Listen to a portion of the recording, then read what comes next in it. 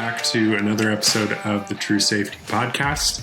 If you're new here, I'm Seth Silvers. I jump in sometimes to help. And then I'm here with our host, Apolonia Rockwell. Apolonia, how is your Friday morning going? Oh my goodness, it's going so good.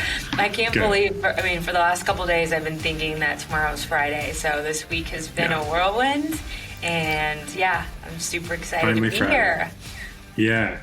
Yeah, and this is your first podcast back recording after quite a break, maternity break. So how is baby Goldie doing? Really, really good. She's been sleeping pretty good, waking up once in the middle of the night, so it's not too bad. So it's a huge relief to get some sleep, just a little bit. So that's been nice. Yeah, and for those that don't know, Apolonia is a mother, and she is a CEO. And what we're going to talk about today is that in the middle of all of that, she was just honored by Forbes magazine as one of the 30 under 30 from anywhere in the world for in the category of education. And so I think that's an amazing honor that heading into 2022, Apolonia, that you're being featured as one of the top 30 voices under 30 in education. So we're going to talk about that a little bit today. And just what that means, but also what have been some of the lessons? Because, an honor like this certainly, I know there's certainly a lot of people that we feel could deserve this honor. But there's been challenges that you've worked through that have helped them to recognize you in this. So let's start off with your backstory. Tell us a little bit about your story and your backstory of what kind of makes your story unique, bringing you to the place that you are now. Yeah, oh my goodness. It's like a loaded question. What's my backstory? But I'll take it back because for those of you who've listened for a while, you probably heard my story as far as how I got into safety. But I could just tell you a little bit about even before that. So my grandma, my mom's mom, she came here from Mexico with my mom when my mom was 6 months old. So imagine, here's my grandma with a 6-month-old baby, and I think to myself, like, I had a 6-month-old baby. I was barely going to Target. Like, I was so afraid to go out with her because it was so stressful. But then I'm like, my grandmother came here to this country with a 6-month-old baby, didn't know any English, and then they became residents of the United States and just started working here. She took that risk initially to provide a better life for my mom, and so that was pretty wild. And she went on to have 2 more kids. But my mom was just raised in a lot of adversity. My grandma coming here, my mom growing up with just no resources here. Her mom doesn't speak any English, and she's just the firstborn trying to figure it out, trying to learn English herself. It was just really, really hard. And then my mom was the first to graduate high school. My mom was the first to graduate middle school, if that's called that graduating. Then she, then is the first to graduate high school, and then she goes on to UNC, and then graduates UNC here.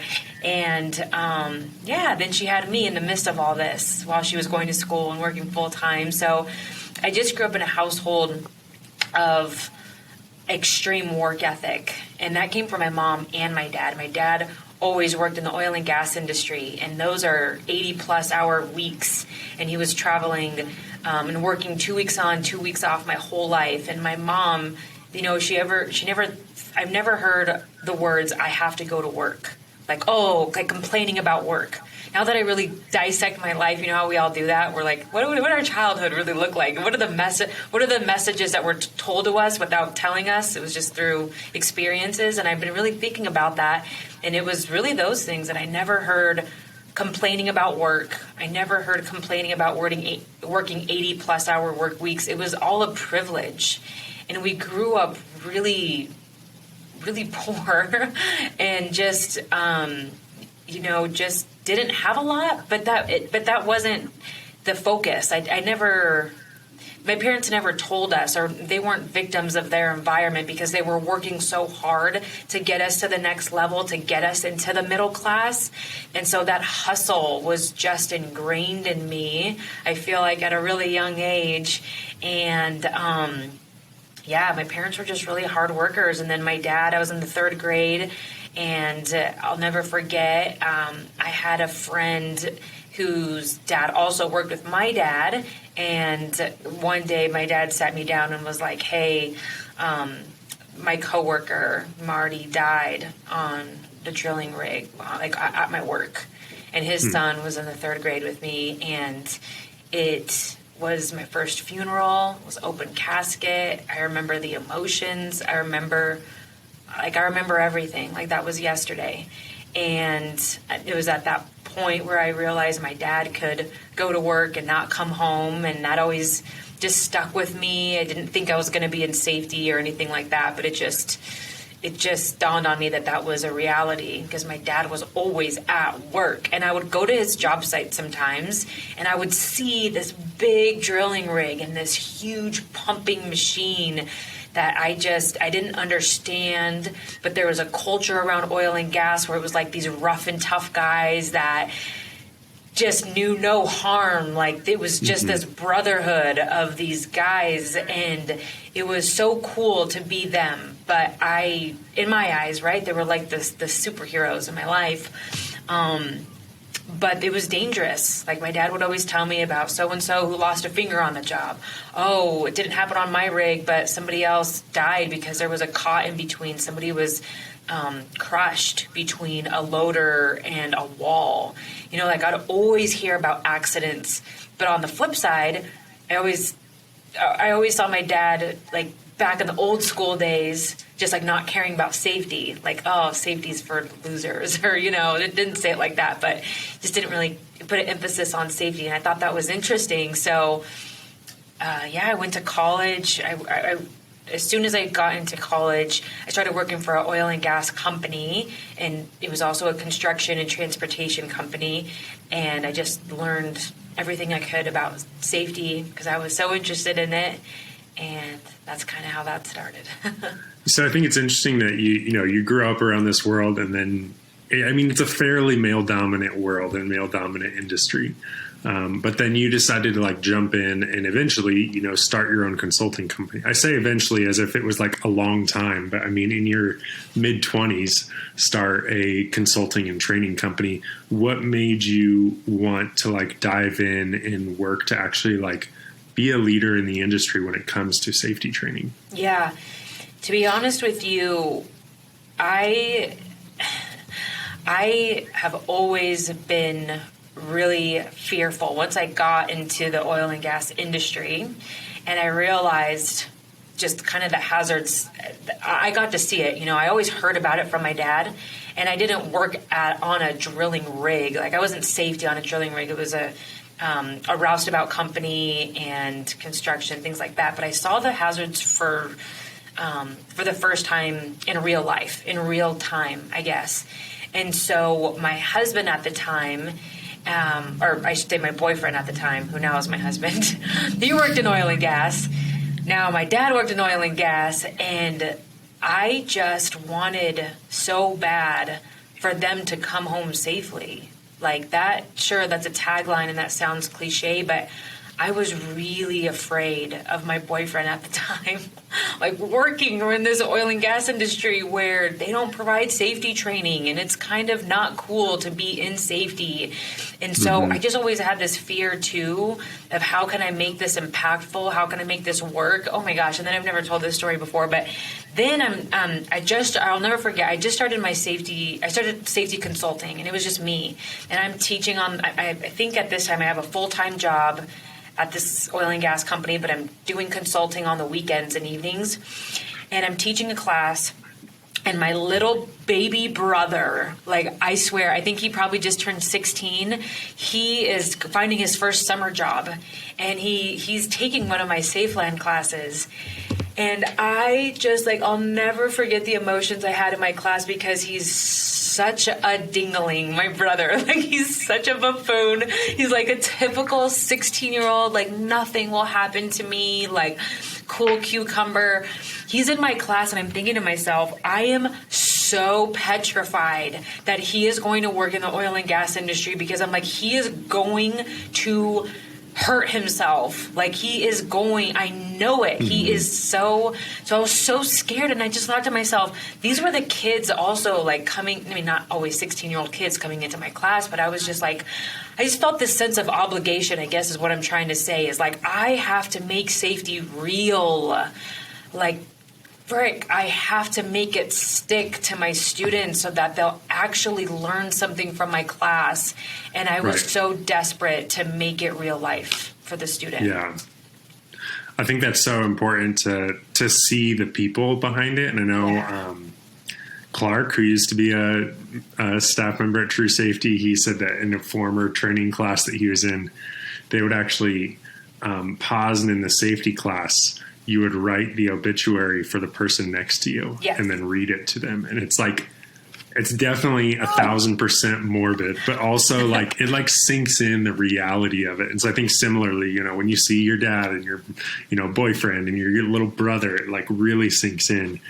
I think your journey's been unique because you've wanted to bring some things into the safety industry, culture-wise, that are not super common. And so, like, you know, you're young and you have a big foot, like you're really passionate about leadership and growth and like people skills. And I think like some of the influences you've had in your life are not necessarily like traditional safety influences, but you're kind of been able to bring in innovation into the space.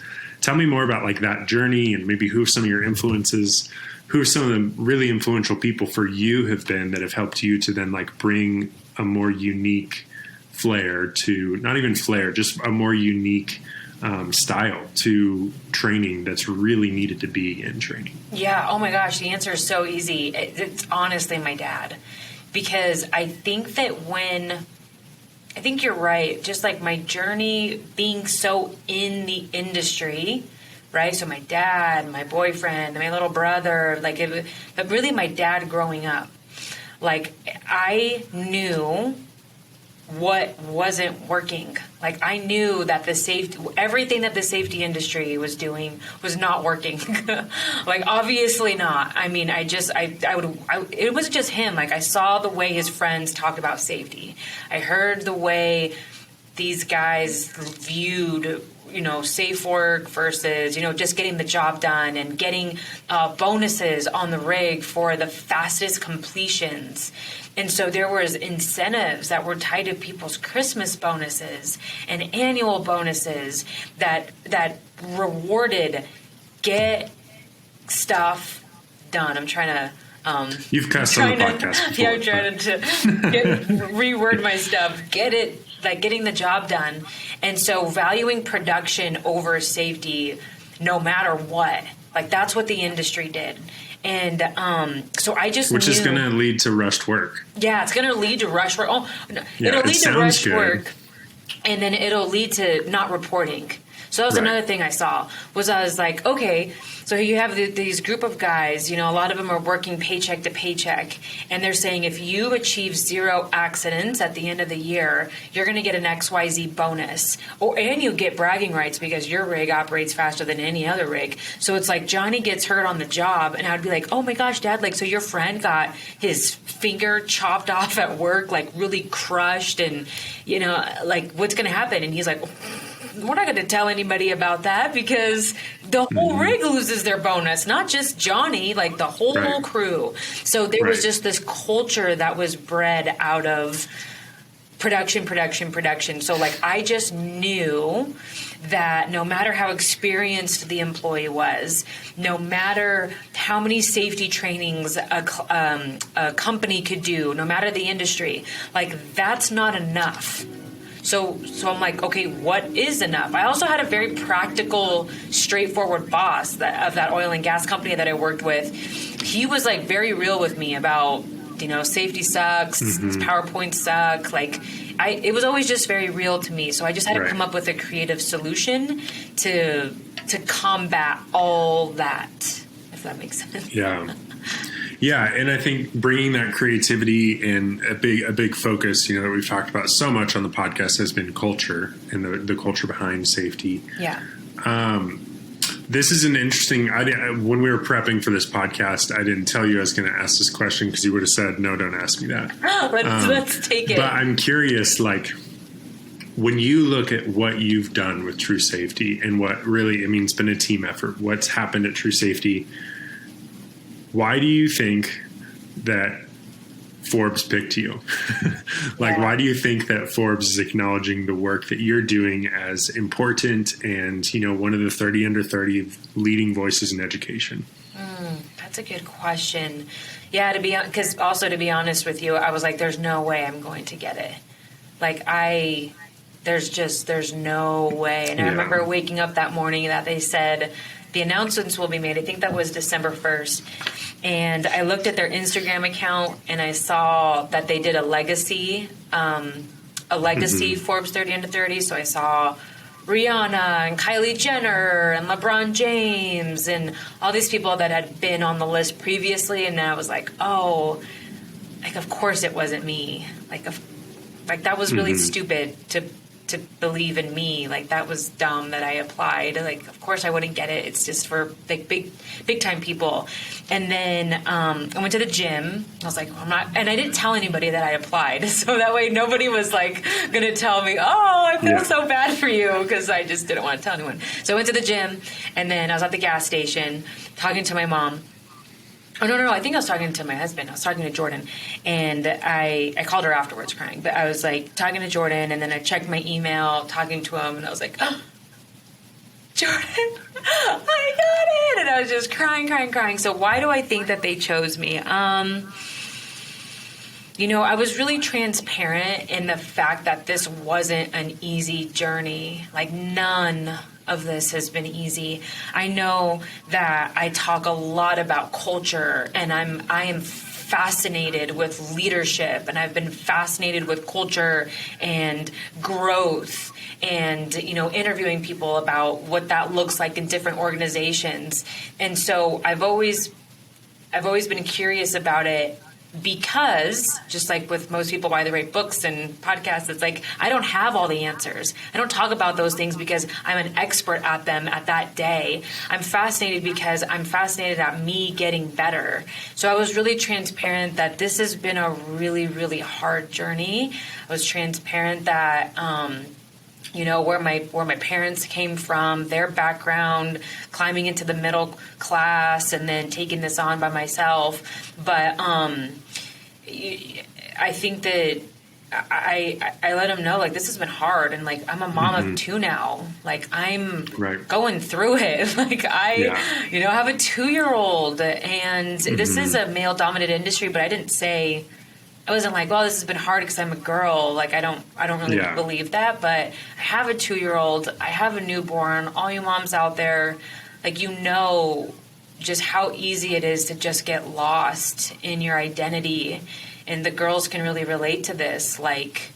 It's something happens to you when you have kids, and then then throw on this stress of having a business. Going on maternity leave right now was really, really hard. And coming back, and I'm still trying to keep a pulse on a team and keep the passion and the motivation alive, because that comes from me. So it's been really, really hard. And to keep employees for a small company, it's not, it's, as you know, it's not easy running a small business. If you think about it, people would probably rather work for a big business where there's lots of stability, there's lots of benefits. And, I just remember starting True Safety, we had freaking less than 5 employees, and I'm calling insurance providers about how do I provide benefits. And I'll never forget, these insurance providers were first of all, you don't even qualify. We don't even supply insurance for a small fry like you, but you're going to take the profits and the little teeny profits that you have, and you're going to not take anything, and you're just going to invest it in medical benefits. like, are you going to do, like, that doesn't make, I'll never forget, like, mentors and stuff would tell me, like, that's not a good business, Apolonia.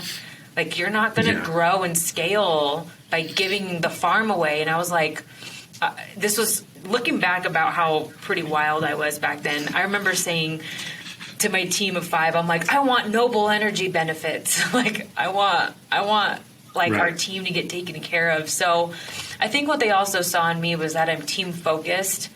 It's been really challenging learning how to build a team, finding the right team members.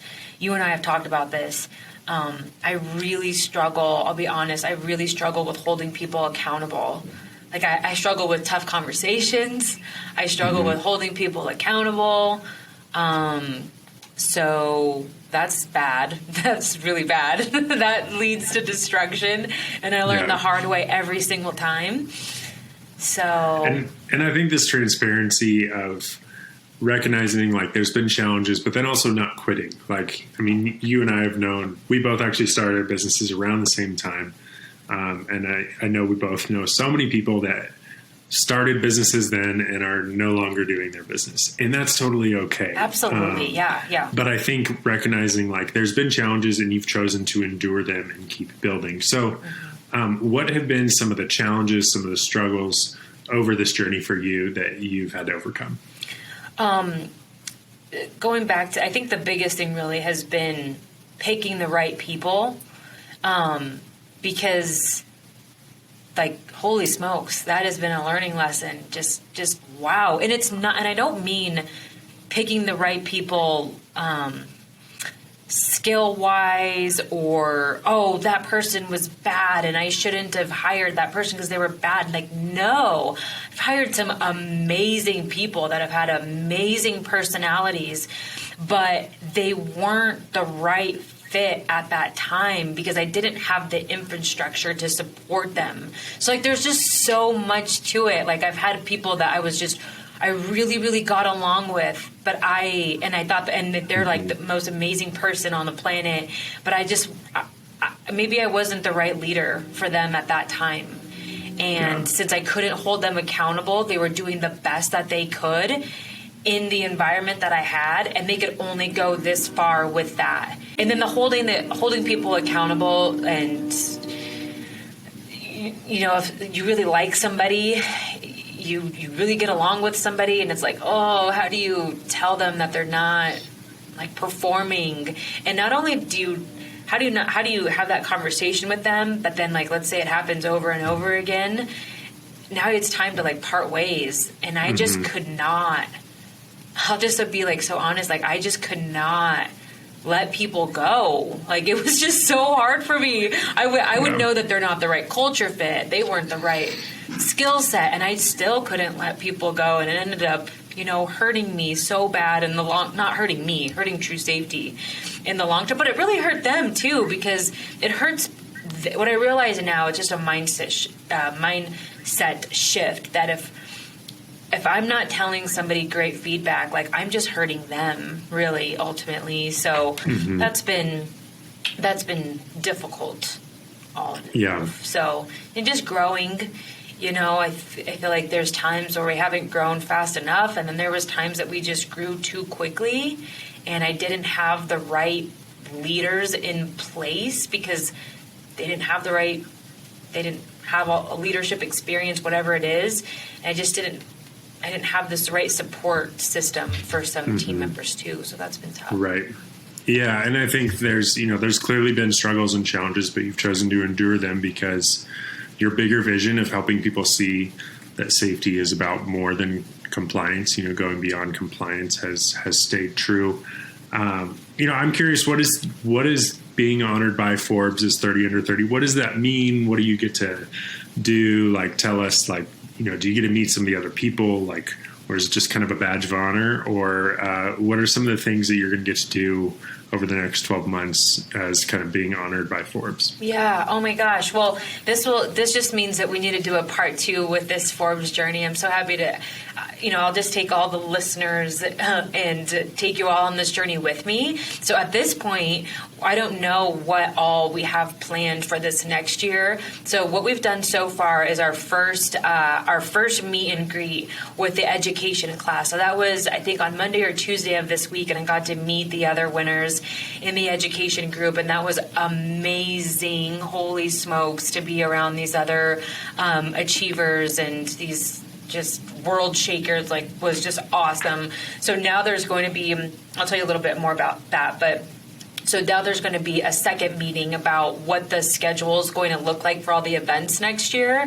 I just don't know that part of it yet. They just said that it's going to be packed, it's going to be crazy, and there's going to be a lot of conferences and speaking opportunities, things like that for next year.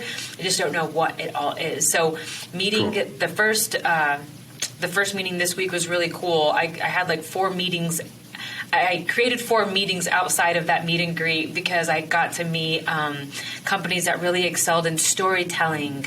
And we got to raise our hand and say, here's what I need help with. So I was like, I need help with more storytelling, or helping with our customer success side for TSU, and just overall, who's winning in customer success. And companies are like, oh, we have a down process for that. And I'm like, cool, I'm not there yet. So how about I learn from you?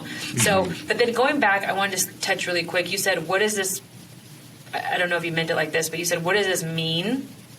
What does this award mean to me?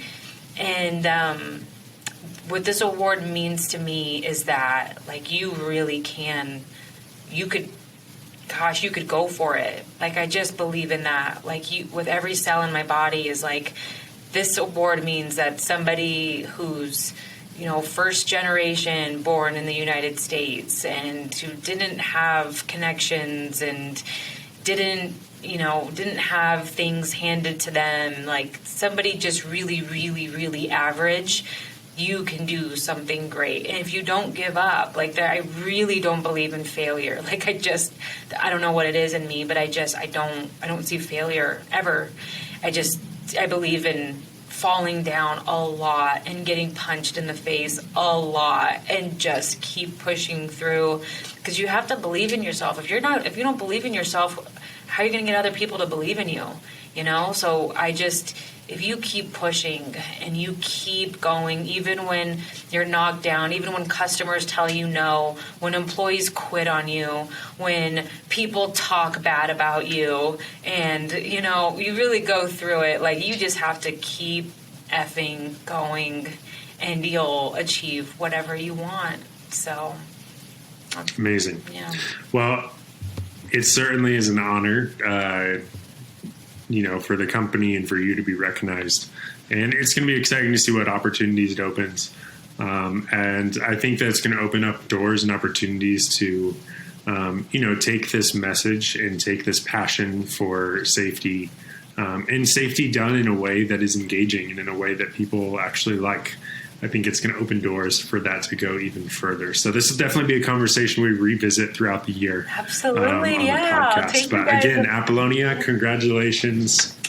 Thank you. I appreciate it. You've done such amazing work over the last couple of years, and it's always fun to see that recognized by other people. You know how hard you've worked, and I think there are times where it's healthy to just pause and say, wow, this is great that other people are seeing this. So, absolutely. Yeah. Well, to our listeners, thank you for listening in. If you haven't listened to some of the other episodes of the True Safety Podcast, head back into our library. We have so many conversations with industry leaders from all over the country talking about safety. And if you're not subscribed yet, then make sure to subscribe on whatever platform you're listening to this, because every week we're going to bring you conversations with top industry leaders, and we'll probably even bring some conversations from some of the other Forbes features over the next year.